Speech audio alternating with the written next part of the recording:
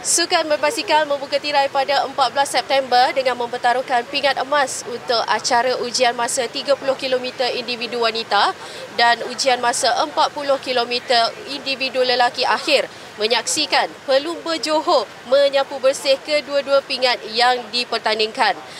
Siti Nur Adibah Akmal Muhammad Fuad mengesahkan pingat emas pertama Tamasha menjadi miliknya dengan catatan masa 44 minit 25.801 saat.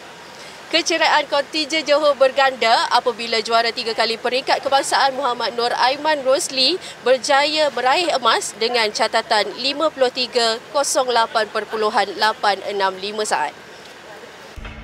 Menurut Siti Nur Adibah, ini merupakan acara kegemarannya dan berbangga dengan pencapaian pada Tamasha kali ini. Alhamdulillah, saya berpuas hati dengan pencapaian saya hari ini. Ini merupakan acara favourite saya dan ini merupakan antara medal yang saya tunggu-tunggu selama 4 tahun.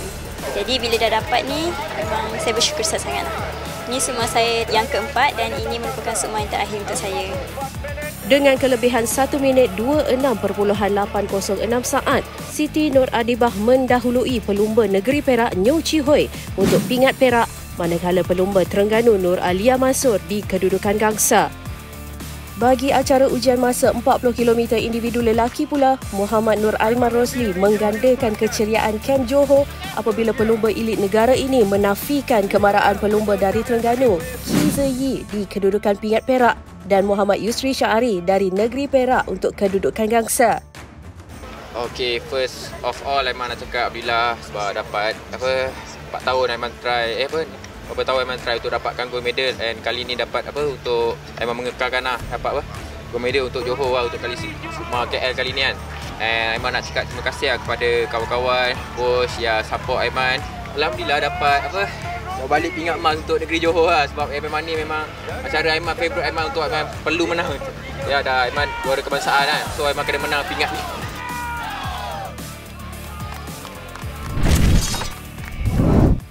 Sukan Wushu yang membuka tirai hari ini menyaksikan negeri Melaka tepati ramalan dominasi pungutan pingat emas yang ditawarkan. Melaka raih 5 daripada 7 emas dengan 2 emas menerusi acara sebelah pagi dan 3 lagi daripada acara sebelah petang. Dalam acara yang berlangsung di Gimnasium 2 MSN Bukit Jalil itu, Brian T memulakan tuaian emas pertama buat Melaka dengan mengungguli acara nangkuan lelaki selepas mengumpul 9.59 mata keseluruhan. Perak milik atlet Johor Chan Shi Weng yang mengumpul 9.57 mata, manakala pingat gangsa milik seorang lagi wakil Melaka, James Q Jan. Actually saya tak expect kerana ada banyak yang hebat dan dia umur besar daripada saya. So saya memang tak expect lah. Tuaian pingat emas Melaka diteruskan atlet wanita yang juga atlet kebangsaan Sydney Sizuan dalam acara Tai Chi Jan selepas mengumpul mata keseluruhan 9.643 mata. Sydney menewaskan pencabar terdekat dari Selangor Mandy Sebelchen yang mengutip 9.62 mata untuk pingat perak, manakala atlet Sarawak Yong Arifah Khairul Kok raih gangsa. Last Sukma saya hanya dapat perak sebab injured. Tapi kali ini saya sudah recover sebab sudah serta banyak kali pertandingan, sudah ada experience. Sementara itu, di sebelah petang, Melaka terus garang menambah 3 lagi pingat emas daripada 5 yang ditawarkan.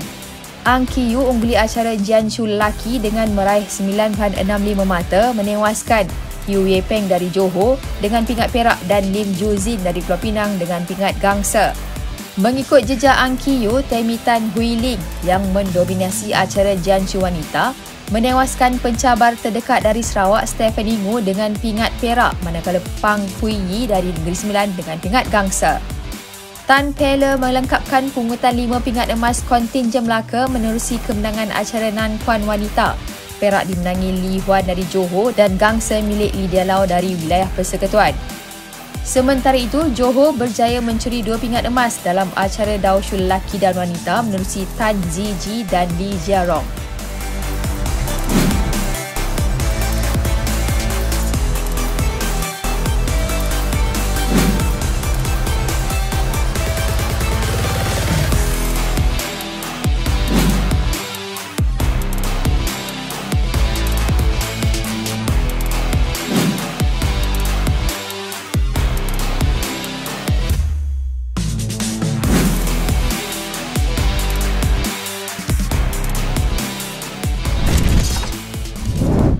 Dalam aksi bola sepak di Stadium Winniton Bangi, Pahang berjaya meraih 3 mata penuh selepas mencatat kemenangan tipis 1-0 ke atas Sarawak pada aksi kumpulan B.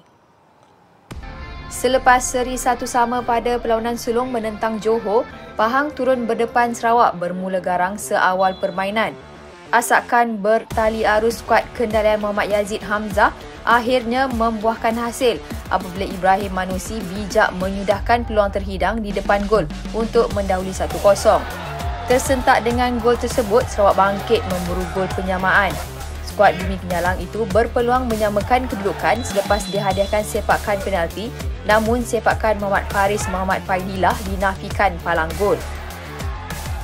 Kegairahan Sarawak memburu gol dihukum dengan layangan kad merah kepada ketua pasukan Muhammad Hazizi Harsi yang menyaksikan skuad bimbingan Muhammad Safri Amit terpaksa beraksi dengan 10 pemain. Pahang walau bagaimanapun gagal menggunakan kelebihan tersebut apabila buntu menambah gol sekaligus keputusan 1-0 kekal hingga tamat perlawanan. Bagi jurulatih Pahang, Muhammad Yazid Hamzah, beliau berpuas hati dengan kemenangan perlawanan kedua ini bagi mencerahkan peluang ke pusingan seterusnya. So, Alhamdulillah ini kita dapat curi 3 mata walaupun dengan 1-0, poin sangat penting dalam karnival. So, kita dah mengumpul 4 mata. So, masih menunggu untuk game yang ketiga untuk kelayakan untuk suku akhir. Penjaring gol tunggal perlawanan Ibrahim Manusi jelas gembira dapat membantu pasukannya mencatat kemenangan pertama di Sukma kali ini. Puas hati sebab kita orang sebelum game memang target menang. Kalau menang selangkah lagi. Kalau kita menang atau seri, kita layak ke skor akhir. So far tim saya dah buat yang terbaik untuk game hari ini. Jurulatih Sarawak Muhammad Safri Amit pula mengakui anak-anak buahnya beraksi di bawah tahap sebenar dan penyudah tumpul menjadi penghalang pasukannya mencetak gol. Okay, we still have space to improve lah. I think we still play better than the first game against Melaka. Tapi because of luck lah bagi saya, luck we got a penalty tak masuk, and then a few chances yang consider we have to yang boleh gol, so bola tu tak convert. Jadi and then I have to do some homework, okay, untuk last game lawan JDT. So hopefully maybe akan ada a bit tactical change, and maybe saya akan tukar sedikit untuk line up.